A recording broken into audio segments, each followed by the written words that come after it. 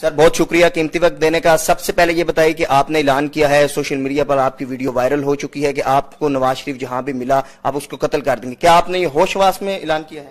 جی، اپنے ہوش و واس میں اعلان کیا ہے، اور یہ میرا ایمان کا تقاضا ہے. وہ اس لیے تقاضا ہے کہ ختم نبوت پر جو اس نے حملہ کروایا ہے، یہ اس نے پورے پاکستان کے اندر جو ہے مسلمانوں کے ایمان کو ٹھیس پہنچائی ہے. اور پہلے تو یہ ناموس رسالت کا غدار تو قرار پا ہی چکا تھا علماء کرام سے، اور قرآن میں لکھا ہوا ہے کہ جو ملک میں فساد پھیلائے اس کو قتل کر دو. ٹھیک ہے، ایک تو اس آیت کے زمرے میں آ گیا یہ. دوسرا یہ ہے کہ اس نے قادیانیوں کو جب اپنا بہن بھائی کہا، اس وقت سے یہ سلسلہ اس کا سٹارٹ ہے. اور یہ اتنی بڑی جو حلف نامے میں تبدیلی کروائی ہے، یہ کوئی چھوٹا جرم نہیں ہے.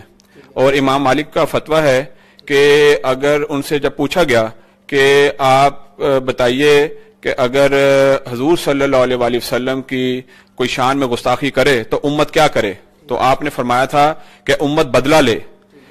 اگر سوالی نے کہا کہ اگر امت بدلہ نہ لے سکے تو آپ نے پھر فرمایا تھا کہ امت کو پھر جینے کا حق کوئی نہیں ہے، امت کے لیے بہتر ہے پھر امت مر جائے. تو یہ میں نے بدلہ لینا ہے، اور یہ میرے ایمان کا تقاضا ہے. میری ماں نے یہ میری تربیت کی ہے کہ حضور صلی اللہ علیہ وسلم کی شان میں جو گستاخی کرے یا اس کا ساتھ دے یا غداری کرے وہ واجب القتل ہے. اس کا قتل کرنا ہی مومن کے لیے بڑا ضروری ہے. اسی پوائنٹ کو مد نظر رکھتے ہوئے یہ کوئی ابھی تو فرسٹ ٹائم تو نہیں کیا اس نے جب 14 قتل کروائے تھے ماڈل ٹاؤن میں، اس کا قصاص بھی تو یہی ہے کہ اس کو قتل کیا جائے. نمبر 1. نمبر 2 یہ ہے کہ جب عاشق رسول ممتاز قادری کو اس کے ایگزیکٹو آرڈر پہ پھانسی دی گئی تھی، اگر کوئی کہے کہ جی یہ عدالتوں نے دی تھی، عدالتوں نے تو آسیہ مسیح کو بھی دی تھی. ٹھیک ہے، اس کو تو ممتاز قادری سے پہلے سزائے موت ایڈیشنل ڈسٹرکٹ اینڈ سیشن جج نے دی تھی. اس کو سزا کیوں نہیں ہوئی؟ اس کو کیوں دی گئی ہے؟